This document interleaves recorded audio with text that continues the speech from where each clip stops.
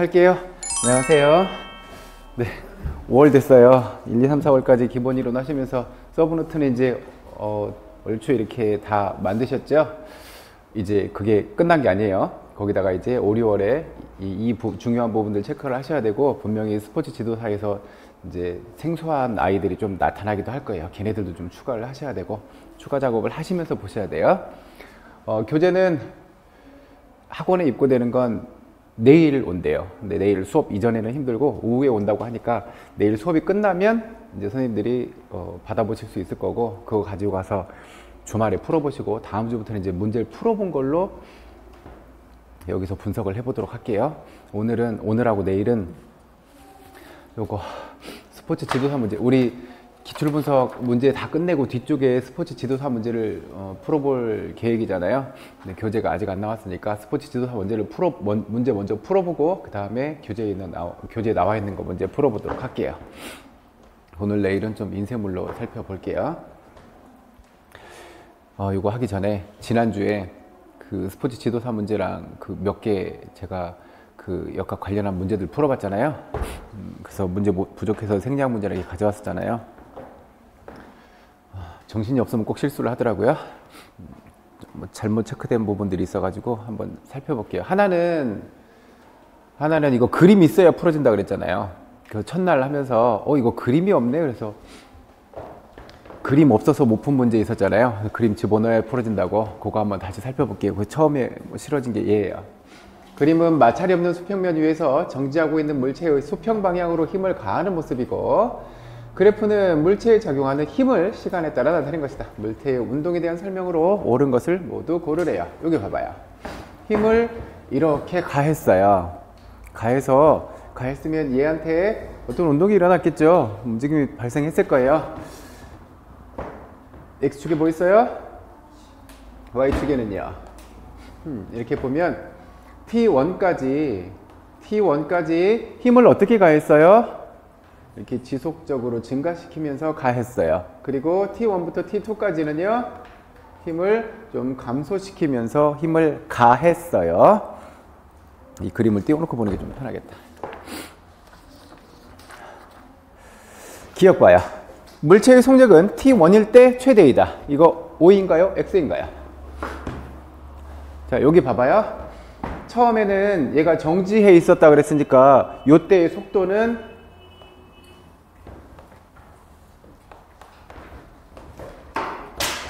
또 시작이네.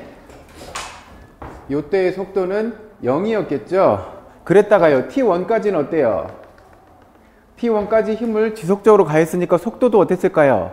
속도도 지속적으로 증가했겠죠. 요렇게요. 그 다음에 T1에서 T2 구간 봐봐요. 힘을 어떻게 가했어요? 점점 감소시켜 가면서 가했어요. 힘을 감소시켰어요. 그러면 요때 T1부터 T2까지 요 구간에서 얘의 속도 변화는 어땠을까요? 증가, 무변, 감소. 증가했겠죠. 왜냐면 힘을 가했잖아요. 요 구간도 어땠어요? 분명히 힘이 가해진 구간이잖아요. 힘이 가해진 구간이야. 그러면 요때보다는 요때의 속도가 어땠겠어요? 자, 여기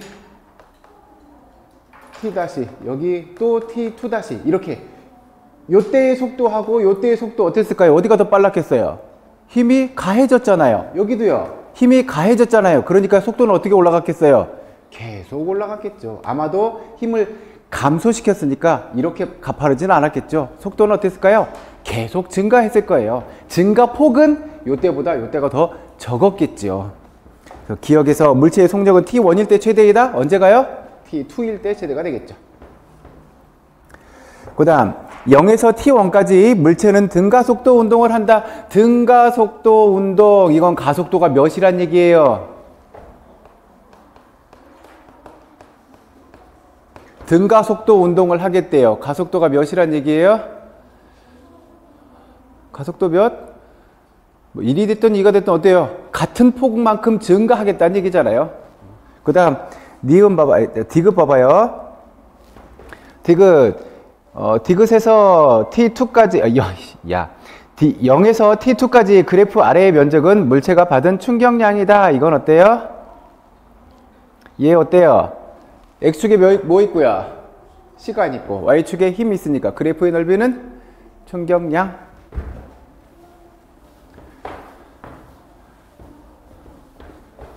그 다음 요 아래 거를 지난번에 제가 정신이 없어서 잘못 풀었어요.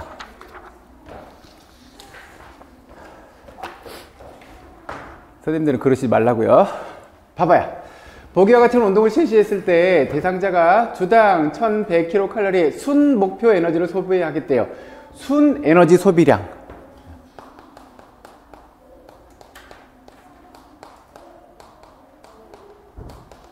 순 에너지 소비량이면 어떻게 찾아야 돼요?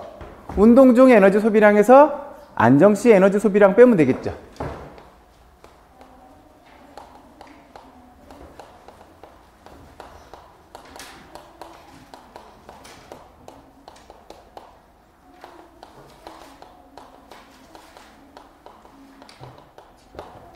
자, 에너지 소비량은 어떻게 산출한다 그랬어요? 어떻게 추정해 본다 그랬어요? 산소 소비량에서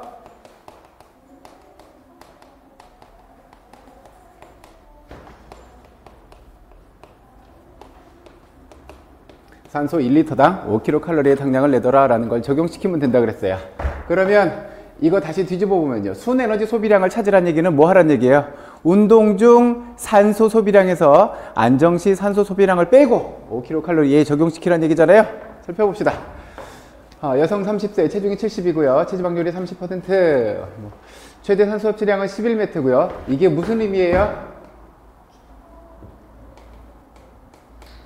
최대 운동 강도가 11m란 얘기고요. 운동 강도를 몇 퍼센트로 하겠대요? 60%의 운동 강도로 하겠대요. 근데 제가 지난번에 뭐 했냐면 이렇게 운동한다라고 그냥 읽고 가버렸어요. 그래서 잘못 산출했어요. 하루에 운동은 30분 했고요. 일주간 운동 에너지 소모 목표는 1100kcal를 소모시키는 게 목표래요. 산소 1리터당 5kcal이고요. 여기 봐봐요. 자, 그러면 산소 소비량 먼저 찾아봐야 되겠죠. 지금 운동 강도를 뭘로 얘기해 주고 있어요? 매트로 얘기해 주고 있어요.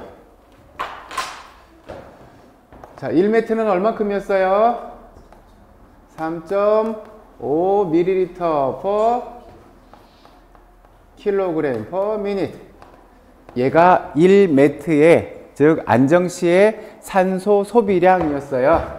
요거 단위 없애줘야 되겠죠. 그러면 3.5에다가 요거 없애려면 이 사람 체중 몇 킬로그램? 70kg. 그리고 몇 분요? 30분 운동하겠대요. 이렇게 운동을 하겠대요. 이렇게 해놓으면 이 사람이 체중 70kg인 사람이 30분 동안 소모시킨 에너지 산소 소비량이 나오겠죠. 이거 단위 뭘로 나와요? 밀리리터로 나올 거잖아요. 이거 리터로 바꾸려면요 1000으로 나눠주면 되죠. 그럼 산소 소비량은 어디 있어? 7.35 7.35 이제 단위는 리터가 되겠죠. 7.35 리터를 소모시킬 거예요. 몇 메트로 운동할 때예요? 1m로 운동할 때요. 근데 이 사람이 운동 강도를 어떻게 설정했나 봐봐요. 이 사람의 최대 운동 강도는 몇인데요? 11m인데 몇 메트로 운동을 하겠대요? 몇 퍼센트의 운동 강도를 하겠대요? 60%로 하겠대요. 11m가 최대 운동 강도인데 0.6을 곱해주면 되겠죠. 그러면 몇 m예요? 6.6m로 운동을 하겠다는 거잖아요. 운동 중에 산소 소비량이 몇 m란 얘기예요? 6.6m요. 그러면 안정시 산소 소모량 몇 m? 1m는 빼고 그러면 몇 m 적용시키면 되겠어요? 5.6m 적용시키면 운동 강도 되겠죠. 운동 강도 5.6m 이렇게 적용시켜보면 산소 소비량이 얼마큼 나와요? 41.16 41.16 단위 리터 요만큼 소모시켰을 거예요. 산소는요 41.16 리터를 소모시켰을 거예요. 지금 이게 며칠 분량이에요? 하루예요. 날짜는 아직 곱해지지 않았어요. 여기다가 산소 1리터당 얼마큼요? 5kcal 이거 적용시키면요 얼마 나와요? 205.8 단위 킬로칼로리. 하루에 205.8kcal를 소모시킬 수 있대요. 일주일 동안 얼마만큼 소모시킨다 그랬어요? 1100kcal를 소모시키고 싶었어요. 그런데 하루에 얼마큼 소모시켜요? 205.8kcal 소모시켜요. 이거 나눠보면 며칠 나와요? 5.341 정도 나와요. 그래서 주당 며칠요? 주당 5일 이렇게 체크하시면 되겠죠? 5.34인데 반올림 적용해줘요.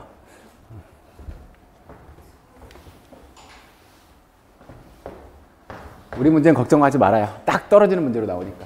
떨어지는 수치로 만들어 놓을 거니까. 그래서 선생님들이 기억하게 될 게 어떤 거예요? 요거예요, 요거. 왜 답이 안 찾아지가 아니라 얘를 기억하고 계셔야 돼요. 산소 소비량에서 리터당 5kcal 에너지를 만들어내더라. 요걸 적용시킬 수 있으셔야 된다고요. 네. 아니요. 이거는 이렇게 적용시키고 이렇게 해서 계산하라고요. 네. 5.34니까. 5.34면 네네네.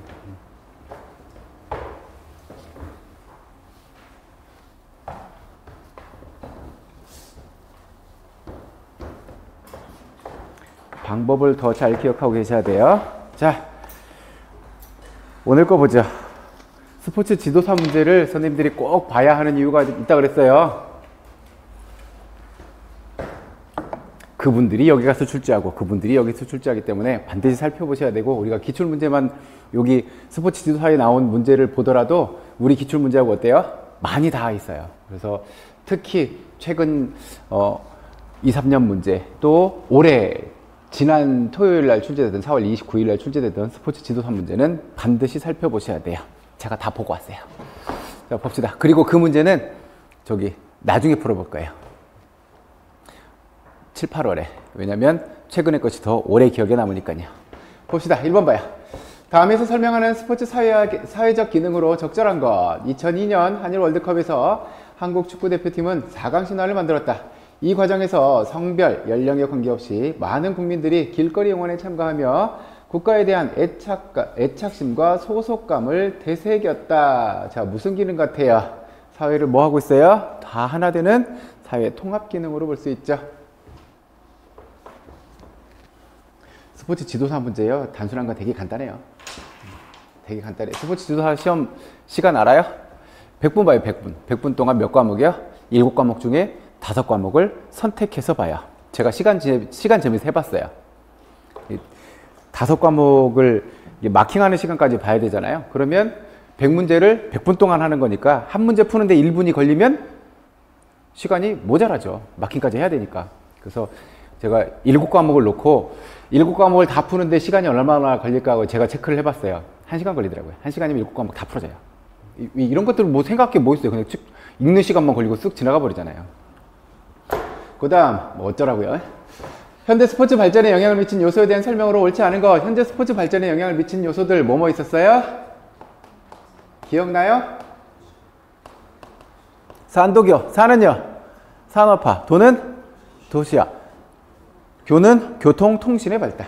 산업의 고도화, 스포츠용품의 대량 생산 체계가 갖춰지고 연구가 표준됐다. 인구의 저밀도화, 아마도 도시화에 대한 이야기를 하고 싶었겠죠? 쾌적한 생활 환경으로 해서 스포츠 참가가 증가했다. 왠지 그럴듯해 보이지만 네, 저밀도가 아니라 바뀌어야 되겠죠. 사람이 많이 모여 사는 도시화된 얘기니까요.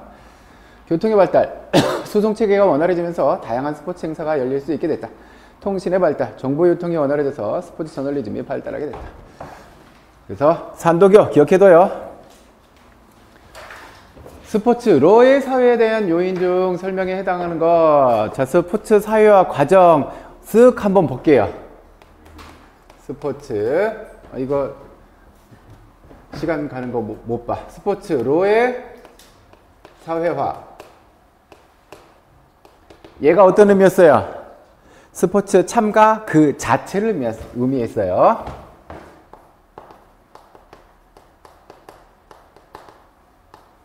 그리고 스포츠를 통한 사회화. 얘는요, 스포츠 참가 경험을 통해서 어땠어요? 심동적으로, 인지적으로, 정의적으로, 사회적으로 어떤 변화를 나타내는 것이었죠. 얘가 스포츠를 통한 사회화였고요. 그 다음에요, 그만두는 것.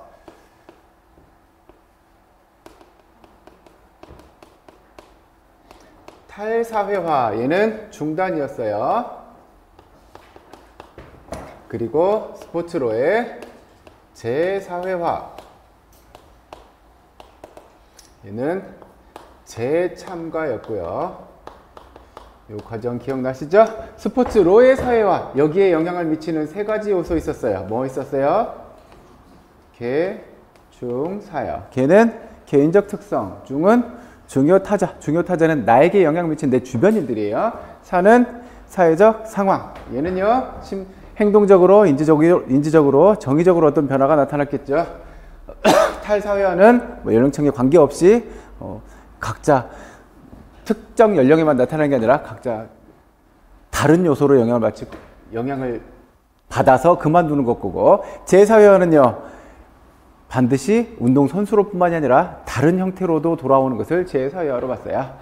여성의 신체 노출을 금기시하는 일부 중동 국가의 문화는 여성의 스포츠 참가를 불가능하게 하며 스포츠 경기 관람조차 허용하지 않고 있다. 자, 개인적 특성, 사회적 상황, 스포츠 사회화 주관자, 이건 개중사 세 개 얘기하는 것 같고요. 스포츠 개비와 관계 없는 얘기겠죠. 그 중에요, 이건 지금 뭐 얘기하고 있어요? 개중사 중에 뭐와 관련된 이야기예요? 네, 사회적 상황에 대한 얘기잖아요.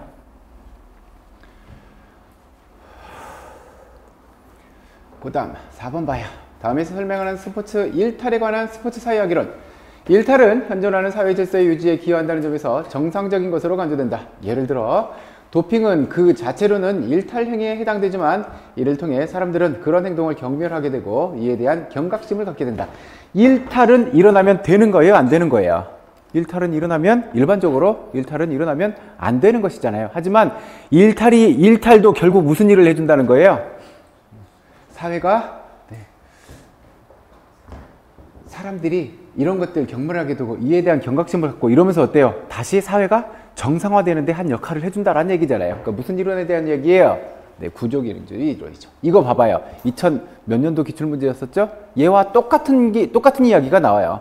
그 2000 아마 20년도인가 문제가 그랬을 거야. 그래서 일탈에 대한 상대론적 관점과 절대론적 관점 이야기하면서 밑에서 그 얘기를 해요. 일탈도 요 지문과 같은 이야기를 해요. 그러면서 무슨 이론과 관련되어 있냐, 이렇게.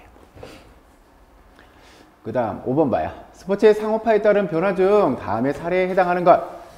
2013년 미국 프로야구 LA 다저스와 신시내티 레즈의 경기에서 한국의 류현진 선수와 추신수 선수 간의 맞대결이 펼쳐지자 미국 프로야구 사무국은 이날을 코리안데이로 지정하고 한국의 걸그룹 소년시대를 초청해서 애국가를 시작하게 했다. 이외에도 미국 프로야구 사무국은 각종 의전 행사 및 경품 행사를 개최해서 언론의 반응에 촉각을 곤두세웠다. 스포츠 상업화에 따라서, 스포츠 상업주의에 따라서 스포츠가 이렇게 변했죠. 어디가 변했어요? 목적이 변했어요. 어떻게 해요? 볼거리화 했죠. 볼거리화 했어요. 사람들의 흥미를 끌어야 돼요. 그래서 관중들의 흥미를 촉발시키는 요인 3가지 있었어요.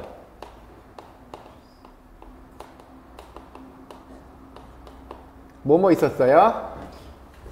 경기 결과의 불확실성,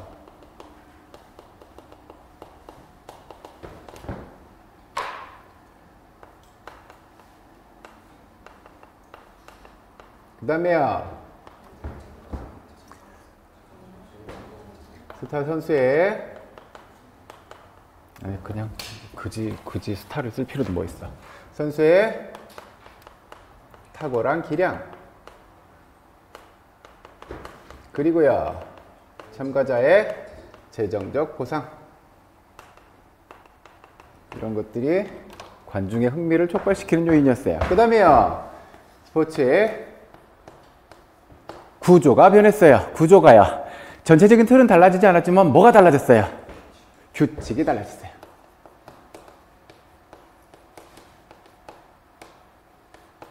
규칙의 변화는 이런 것들에 영향을 미쳤죠. 어떻게 해요? 행동을 신속하게 했지요. 그 다음에요.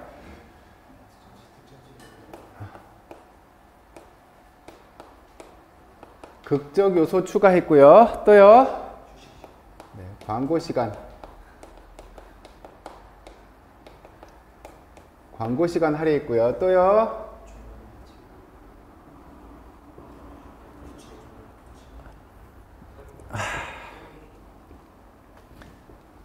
경기 균형.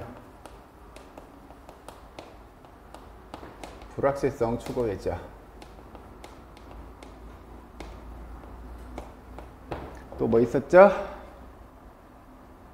하나 더 있는데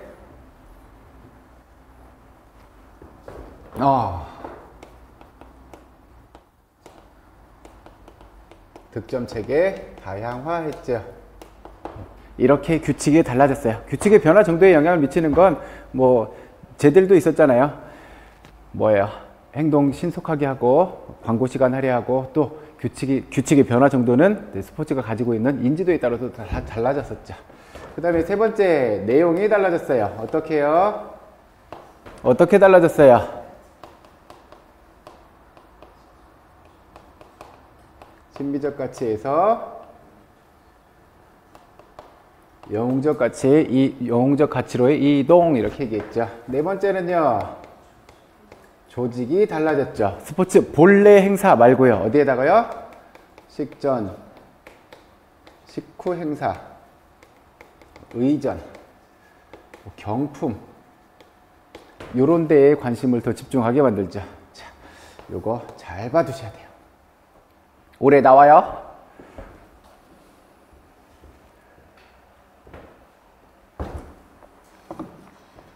자, 여기 봐봐요.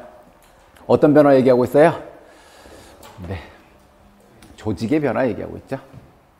선수 코치의 성향 변화가 얘죠. 심미적 가치에서 영웅적 가치로의 이동. 쟤는 기출 문제였었고요. 올해 잘 봐두셔야 된다 그랬어요. 그 다음 6번 봐요. 프로스포츠에서 시행되는 제도와 특징이 바르게 연결된 것. 보류 조항. 일정 기간 선수들의 자유로운 계약과 이적을 막아서 선수단 운영비를 줄이기 위한 목적으로 도입되었다. 얘가 보류 조항이죠. 최저 연봉제. 신인 선수의 연봉 협상력을 줄여서 선수단 운영 경비를 줄이기 위한 목적으로 도입됐다. 얘 무슨 제도에 대한 얘기 같아요? 신인 선수들, 신인 드래프트 얘기예요.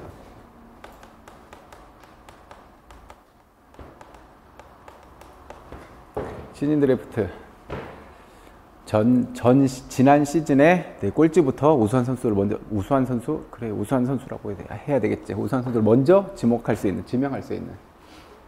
그 다음, 셀러리 캡. 선수 개인에게 지불할 수 있는 최대 연봉 상한선으로 선수 간 연봉 격차를 줄이기 위한 목적으로 도입됐다. 선수 개인에게 지불할 수 있는 최대 연봉 상한 제한이 아니라 한 팀에게 지급할 수 있는 팀의 연봉 상한 제한인 거죠. 그 다음 트레이드. 선수가 새로운 팀으로 이적하기 위해서 구단에 요구할 수 있는 권리로 구단은 특별한 사유가 없는 한 선수의 요구에 응해야 된다. 이건 자유계약에 대한 얘기죠.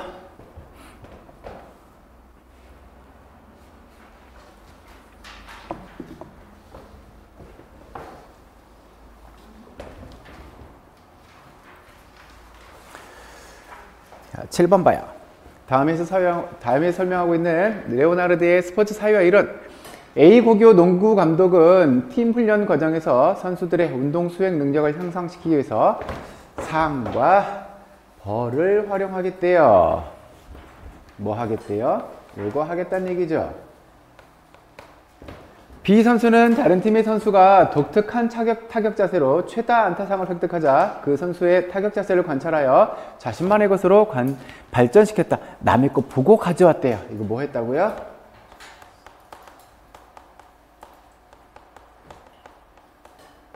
또 하나 빠진 거 뭐 있어요? 이 이론에서요. 요 하나 빠졌죠. 코칭이 빠져 있죠. 무슨 이론이에요? 사회학습 이론이요. 우리 기출문제로도 물어봤던 거잖아요. 강화, 코칭, 관찰학습을 통해서요.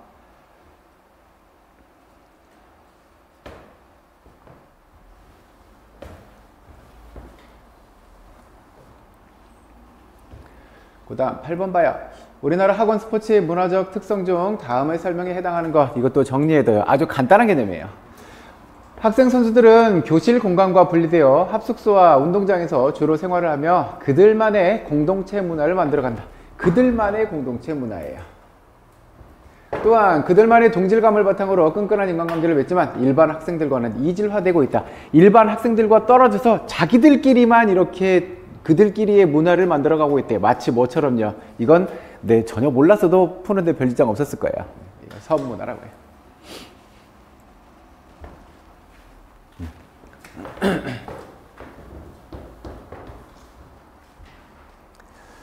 9번 봐요. 다음 대화에서 평가의 개념과 목적을 잘못 이해하고 있는 사람. 박코치. 평가의 유사화 개념에는 측정, 사정, 검사 등이 있는 것으로 알고 있습니다. 정코치. 네, 측정이나 검사는 가치지향적이고 평가는 가치중립적인 활동입니다. 이거 어때요? 측정이나 검사는 얘가 가치중립적이고 평가는 가치지향적인 거죠. 얘가 뒤집어져 있죠. 김코치. 평가는 학습자의 학습 상태와 지도에 관한 정보를 제공할 수 있습니다. 그래서 평가는 지도 활동에 대한 피드백이 될 수 있습니다. 얘가 뒤집어져 있어요.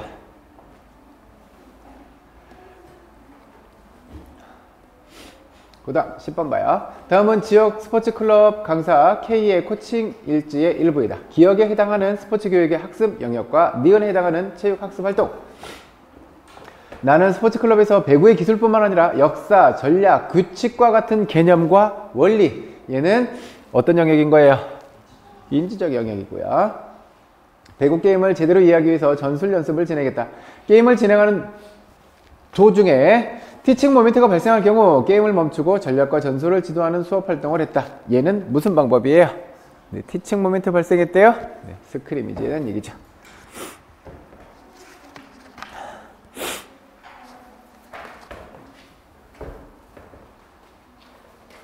(11번) 봐요. 모스턴의 교수 스타일에 대한 설명으로 옳지 않은 거. 교수 스타일 A에서 E까지 모방이 중심이 된다. OX. 네, O. 교수 스타일의 구조는 과제활동 전, 중, 후 결정권으로 구성된다. 얘도 옳은 얘기죠. 교수는 지도자와 학습자의 연속되는 의사결정 과정을 전제로 한다. 얘도 옳은 얘기고요. 교수 스타일은 대비 접근 방식에 근거를 둔다. 대비 접근이 아니고 비대비 접근이라고 그랬어요. 얘도 기출문제 수준이죠.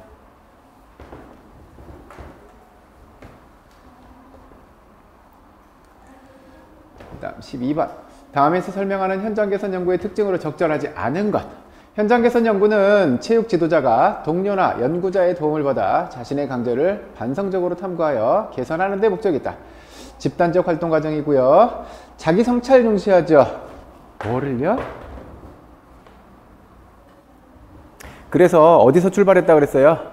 반성적 사고. 연속되는 순환의 과정이고요. 효율성과 결과 중시해요? 네, 효율성과 결과보다는요, 뭐가 더 중요한 거예요? 얘가 더 중요해요. 반성과 성찰. 그 과정에서도 충분히 의미가 있는 것이 효율성과 결과. 효율성이 어떤 개념이라고 그랬어요? 짧은 시간 동안 많은 양을 생산할 수 있는 게 효율성이라고 그랬잖아요.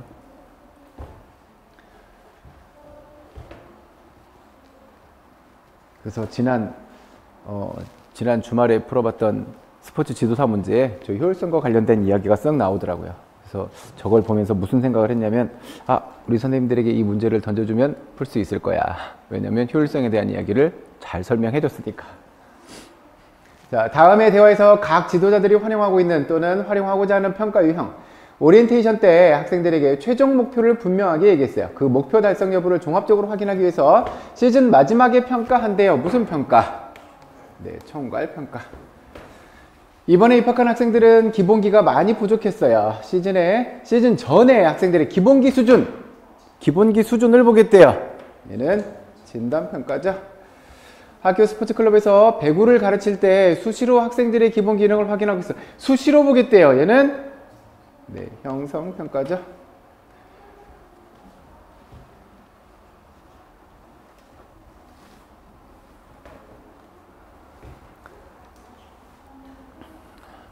자꾸 맴돌아서 안 되겠네.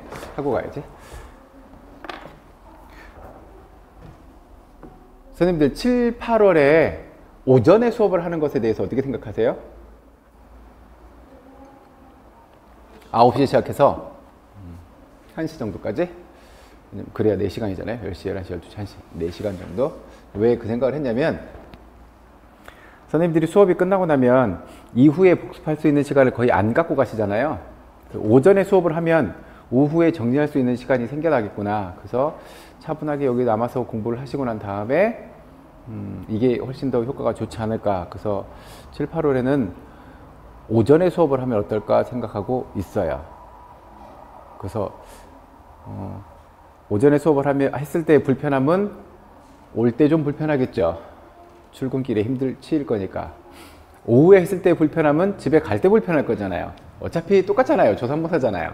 그럴 거면 좀 일찍 나오셔서 공부를 미리 하고 끝나고 나면 남아서 공부를 더 하고 가고 이게 좋지 않을까. 그래서 제가 어디까지 생각을 했냐면 수업을 끝나고 선생님들에게 나머지 자습하세요 이러고 가면 선생님들에게 강제성이 떨어져. 그래서 대부분 뭐 하실 거냐면 오늘은 다른 일 있으면 집에 가실 거잖아. 그죠? 적당히 공부하고 싶으면 하고 가고 싶으면 가고 이럴 거잖아요. 그래서 제가 오전에 문제풀이를 하고 오후에 제가 문제를 드리려고 해요. 그래서 이 문제풀이에서 다뤘던 것과 달리 문제를 이렇게 형성평가처럼 드리면 선생님이 남아서 형성평가를 풀어보고 부족한 부분을 다시 혼자 남아서 공부하고 필요하면 입력을 하고 이거를 좀 강제성을 띠고 해보고 싶은 생각이 들었어요.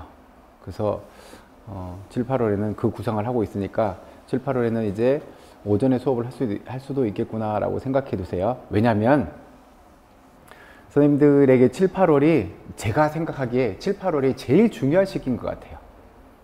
7, 8월을 이제 1, 2, 3, 4, 5, 6까지 해서 이제 기출분석까지 이렇게 맞춰 놓잖아요.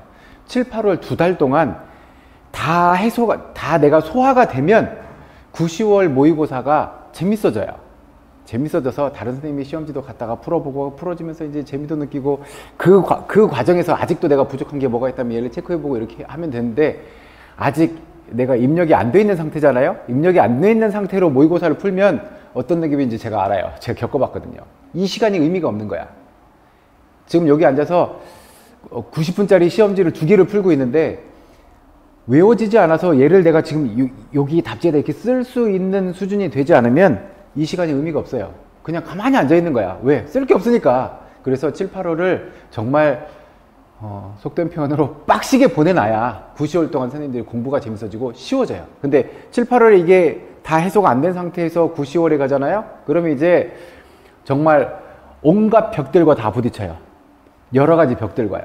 나는 지금 내가 수업 들었던 이 선생님 시험지를 이렇게 붙들고 보고 있는데 이것도 잘 안 써지고 있을 뿐더러 다른 선생님들이 시험지를 갔다 왔는데 이건 더 힘들겠지. 이 수업 들었던 이 사람 것도 안 되는데 다른 사람 걸 가져다 잘 풀어질 리가 없잖아요. 그래서 이제 가뜩이나 혼자 지쳐가고 있어. 심리적으로 지쳐 있어. 와, 내가 정말 그동안 내가 공부했는데 이거 어떡하지?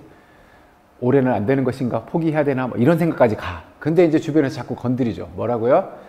누가 뭐 나온다고 했대. 뭐 나온대. 뭐 봐야 된대. 뭐 해야 된대. 이 이야기가 9, 10월 되면 이제 끊임없이 돌아요. 선생님들한테. 정말 다른 귀 다 닫고 공부하는 상황이 아니라면 주변 친구들한테 혹은 주변 사람들에게 끊임없이 들어와요. 이거 봐야 된대. 이거 나온대. 심지어는 확인도 안 되는. 누가 출제 들어갔대. 그 사람 이거 했대. 이거 나와야 된대. 그게 단 한 해도 없었던 적이 있는 거 봐봐요. 단 한 해도 없지 않았어요. 매해. 계속 건드려와. 그래서 7, 8월을 정말 알차게 보내놓으면 남은 기간이 조금 수월하게 가요. 그래서 7, 8월에 좀 빡시게 굴려볼까 생각하고 있어요. 좀 굴을 준비해요. 빡시게 굴을 준비. 그래요. 할게요. 그만하라 그런지 찢어버리네. 14번 봅시다. 다음에서 설명하는 스포츠 지도 활동에 해당하는 용어로 적절한 것. 이 활동은 스포츠 지도 시간에 반복적으로 일어나는 활동이다. 예를 들어 출석 점검, 수업 준비 상태 확인, 화장실 출입 등이다. 이러한 과정을 효율적으로 관리하면 학습자들의 과제 참여 시간을 증가시키는 데 도움이 된다. 무슨 시간이야? 네, 상규적 활동 시간이죠. 얘는 과제와 관련 없는 시간이니까 저 시간은 어때야 된다고요? 줄여야 된다고요. 그거 하는 작업이 뭐라 그랬어요? 상규적 활동의 구조화. 15번. 다음에 해당하는 평가 기법. 배드민턴 평가 계획에 봤더니 하이클리어 기능 평가 도구에 포핸드 스트로크를 할 때 타점이 정확한가? 예, 아니요. 시선을 고정하고 있는가? 예, 아니요. 팔꿈치를 펴서 스트로크를 하는가? 얘는 뭐예요? 그런지 아닌지 체크해보고 있잖아요. 뭐예요? 체크리스트. 배드민턴에 대한 태도 평가. 수강생의 배드민턴에 대한 열정과 의지를 물어본대요. 반고조하는 내용으로 질의응답을 하고 한대요. 물어보고 답하게 한대요. 무슨 법? 면접법.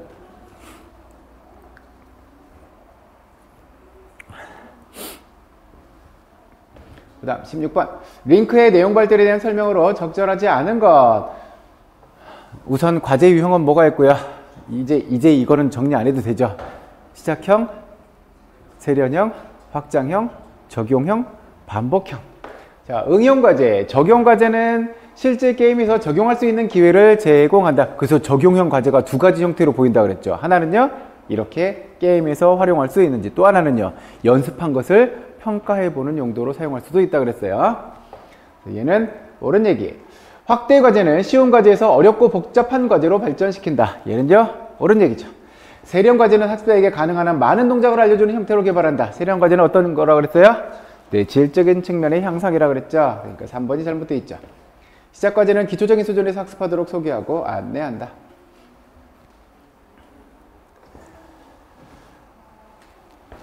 다음 17번. 운동기술의 1차원적 분류가 아닌 것. 과제의 난이도에 따라 운동과제 분류했나요? 네, 난이도를 가지고 분류하진 않았어요. 환경의 안정성에 따라 어떻게 분류했어요? 폐쇄 운동기술과 개방 운동기술로 구분했고요. 폐쇄 운동기술은 환경적 조건이 변하지 않았고, 개방 운동기술은 환경적 조건이 변했고요. 그래서 폐쇄 운동기술을 연습시킬 때는 어떻게 연습시키라 그랬어요?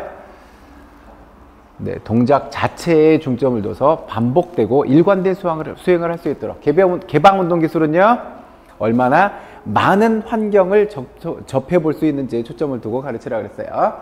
움직임의 연속성에 따라서는요, 불연속적 또는 단속적 기능, 그리고 그것이 조합된 순차적 기능, 그리고 시작과 끝을 인지할 수 없는 연속적 기능으로 구분했어요. 움직임에 동원되는 근육의 크기에 따라서는요, 근육이 작으면 소근 운동 기술, 큰 근육 쓰고 있으면 대근 운동 기술로 구분했어요. 안 써놔도 되죠? 그래도 써야지.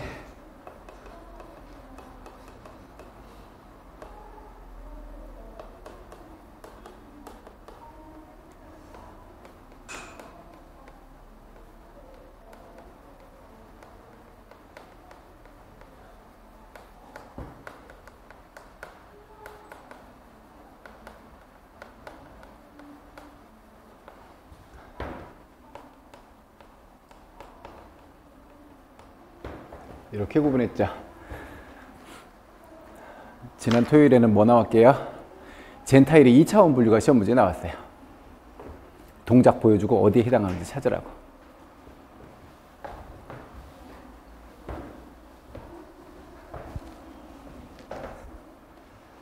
그 다음 스포츠 상황에서 루틴에 대한 설명으로 적절하지 않은 것.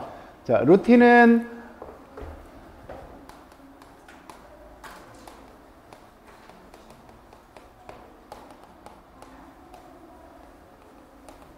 이렇게 나뉜다고 그랬고, 대부분은 어떤 거를요?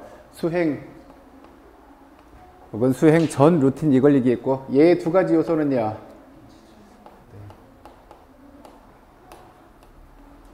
인지 루틴과 행동 루틴으로 구분했고요. 인지 루틴은요, 사고 체계의 일관성을 유지하는 것, 행동 루틴은 행동 체계의 일관성을 유지하는 것. 시합 당일에 수정한다. 당일에 수정할 거면 루틴을 뭐하러 만들어요? 불안을 감소시키고 집중력을 증대시키고 상상과 심상과 혼잣말이 포함될 수도 있고, 상황이 달라져도 편안함을 유지시키는 기능을 갖고 있죠. 루틴도 잘 봐두셔야 돼요.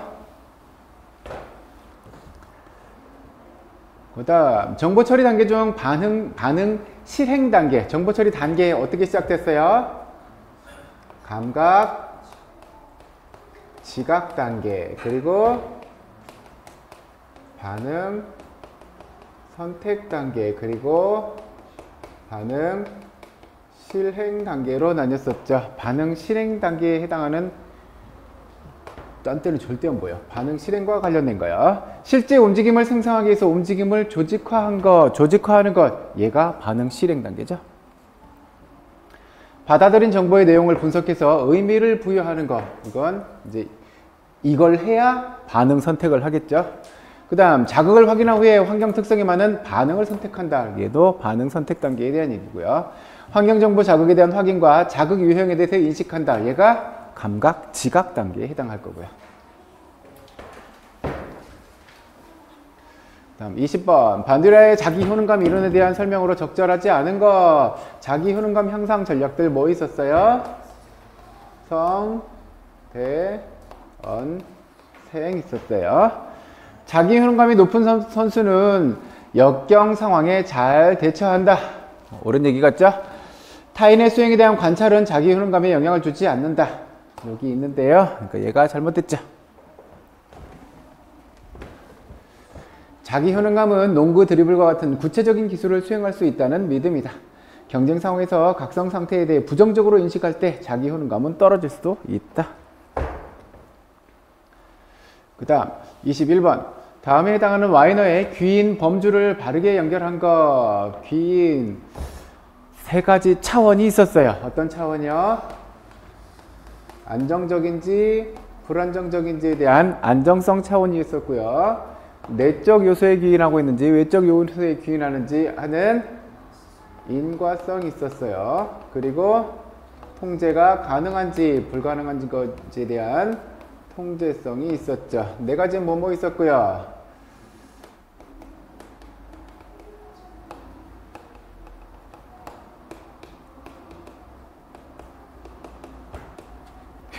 이걸 먼저 써놔도 되죠?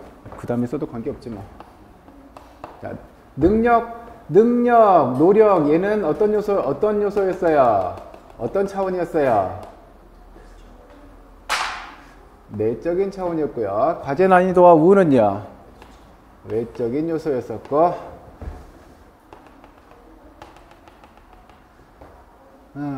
능력은요? 안정적이고, 능력과 과제 난이도는 안정적이고, 노력과 우는 불안정적이었고요. 유일하게 통제 가능한 아이가 누구였어요? 얘만 통제 가능한 요소였어요.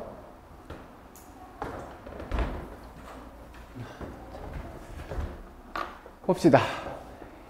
탁구 선수 A는 경기에서 패배한 것을 상대 선수의 능력이 자신보다 더 우수했기 때문이라고 생각한다. 상대 선수의 능력이 자신보다 더 우수했대요.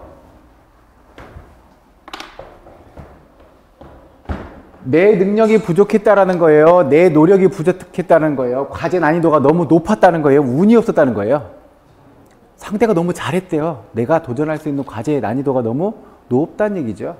그러니까 과제의 난이도면 안정성 차원에서는요, 안정적이고, 인과성 차원에서는요, 외적이고, 통제 불가능한 요소.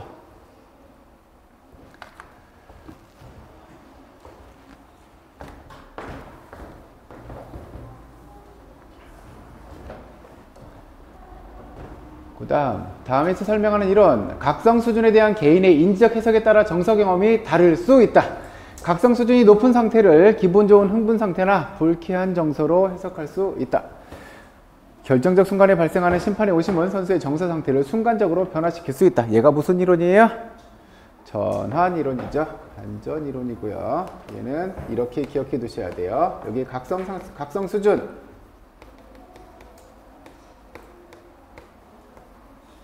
이게 기분 상태.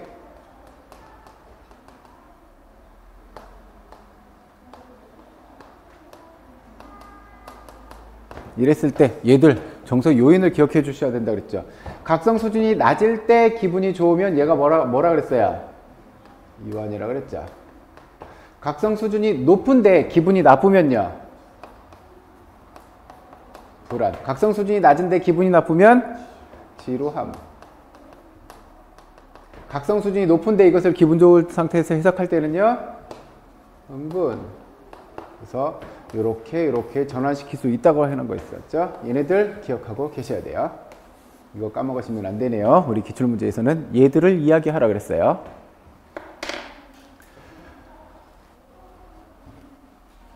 뭐로 기억하고 있었어요? 이불에 불 지르면 흥분한다 그랬어요. 이렇게요.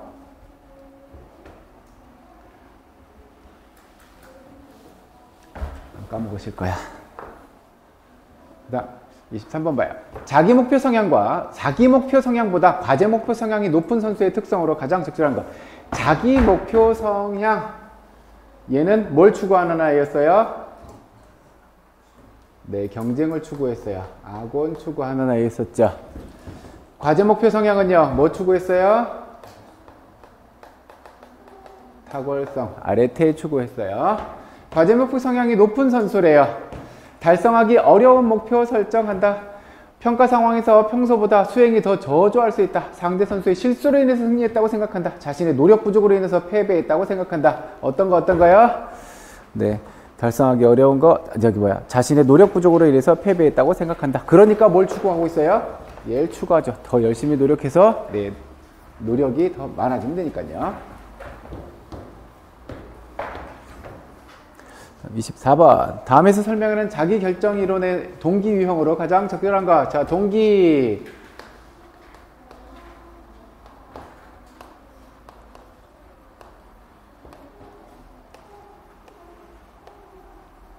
이렇게 넘어갔었죠. 무동기가 나타나는 거 뭐뭐 때문이었어요? 무기력 신념, 능력 부족, 전략 미흡, 노력 회피 이런 것 때문에 나타났어요. 얘는 동기가 나타나지 않는 유형이었었고요. 외적 동기는요. 규제 유형이 4가지 있었죠. 어떤 거요? 외적 규제, 의무감 규제, 확인 규제, 그리고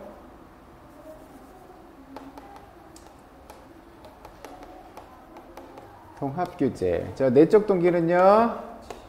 지식 습득, 과제 성취, 자극 체험.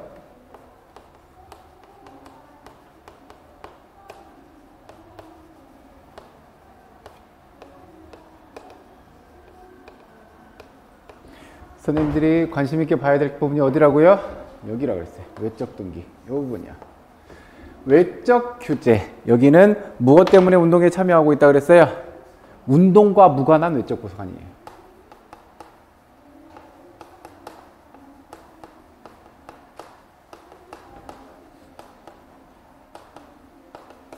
운동과 전혀 관련 없는 외적 보상이에요. 이것 때문에 운동에 참여하고 있어요. 대표적인 예가 뭐 과자 준다니까, 아이스크림 사준다고 하니까, 혹은 친구들과 어울리려고 운동과 전혀 무관한 다른 보상이에요. 의무감 규제는요. 얘는요.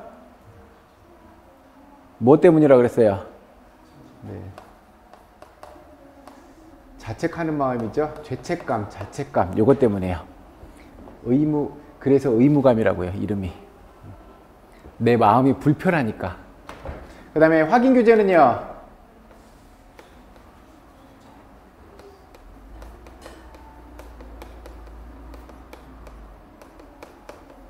운동과 관련한 보상이에요. 운동과 관련한. 살을 빼서 날씬해지려고 운동을 해야지 얻을 수 있는 보상인 거예요. 여기는요. 운동과 전혀 관련이 없는 것이에요. 이거 헷갈릴 만한 게 이거 2가지예요. 외적 규제와 확인 규제. 동기 수준이 어떤 거예요? 훨씬 더 높아지잖아요. 얘는 전혀 무관한 거. 얘는 운동을 통해서 얻을 수 있는 거.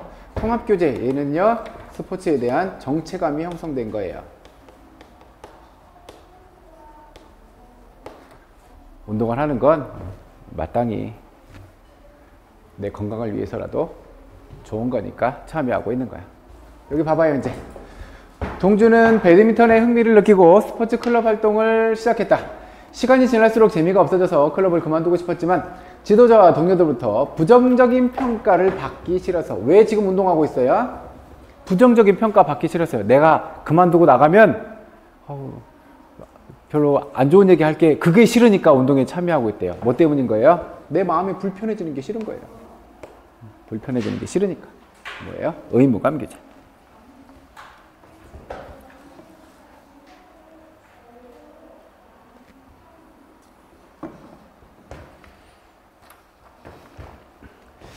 저 문장을 보면서 비슷한 게 떠오르실 텐데요. 스나이더와 스프라이처가 얘기한 스포츠 개입의 요소 있어요. 개입의 요소. 개입의 요소 뭐 있었어요?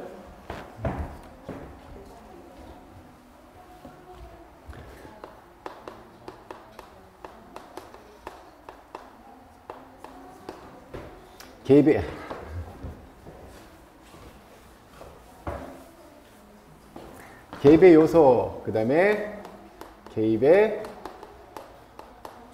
정도, 그리고 개입의 형태, 이렇게 있었죠. 개입의 요소 뭐뭐 있었어요? 내외사 부스 있었어요. 내는요? 내적 만족. 외는요? 외적 만족. 사는 사회적 결속, 충성심, 다른 사람들로부터의 인정. 부는요? 부정적 불안감의 회피. 얘가 죄예요. 내가 운동을 안 하면, 운동에 개입하지 않으면 내가 부정적인 소리, 부정적인 이미지를 심어주는 게 싫어서요. 그 다음에 스포츠 정체감. 얘는 여기에 있는 통합규제와 같은 얘기예요. 그 다음에 개입의 정도는 뭐뭐 있었어요? 예, 기출문제. 개입의 정도도 기출문제. 뭐뭐 있었어요? 시간, 노력, 투자의 자발성. 개입의 형태는요? 행동적, 인지적, 정기적 형태 세 가지가 있었고요. 이제 캐년은 따로 구분해놨죠. 행동적 참여를 1차와 2차로 구분하고 직접 간접으로 구분하고 생산자 소비자도 직접 간접으로 구분했었어요. 다음 25번 봐요. 다음에서 설명하는 자기 존중감 향상과 관련된 가설로 가장 적절한 거. 정기적으로 운동해서 체지방의 감량과 체형의 변화를 확인했다. 피트니스 센터에 가면 정서적 안정감을 느낀다. 스포츠 지도사로부터 칭찬을 자주 받는다. 가족들로부터 운동 참여에 대한 지지를 받고 있다. 이런 거 다 들으면 어떻게 돼? 자, 신체상 향상성. 바디 이미지잖아요. 내 몸에 대한, 내 신체에 대한 이미지. 얘가 좋으면 내 존중감도 같이 향상되더라 라고 하는 게 신체상 향상설이에요. 얘는요, 자기 도식은요, 운동을 하면서 어때요? 운동을 하면서 느끼는 어떤 것들. 여기 써놨? 아니. 여기 다 가져왔어. 자신의 정체성, 이것 때문에 자아 존중감이 향상되더라. 자기 결정성은요, 누가 결정했다고요? 내가. 이거 페이지 넘겨놓고 쉴 거니까 우선 적지 말아요. 여기 봐요. 자기 도식, 운동을 하면서 느끼는 정체성, 이것 때문에 자아 존중감이 향상되더라. 얘는요, 자기 효능감. 아까 효능감이 어떤 개념이라고 그랬어요? 내가 어떤 것에 대해서, 특정 운동 혹은 무엇에 대해서 잘 할 수 있다는 내 능력에 대한 믿음이었잖아요. 이런 과정을 통해서 어때요? 얘가 향상되는 거죠. 자기 결정성은요, 통제 권한을 누가 가지고 있으면요, 내가 가지고 있으면 그걸로 인해서 존중감이 향상되더라. 자기 존중감이 향상되더라 라는 얘기예요. 자, 별로 어려운 얘기가 아니어서 간단하게 정리해왔어요. 그냥 이것만 메모해 두세요. 잠깐만 쉬었다 올게요.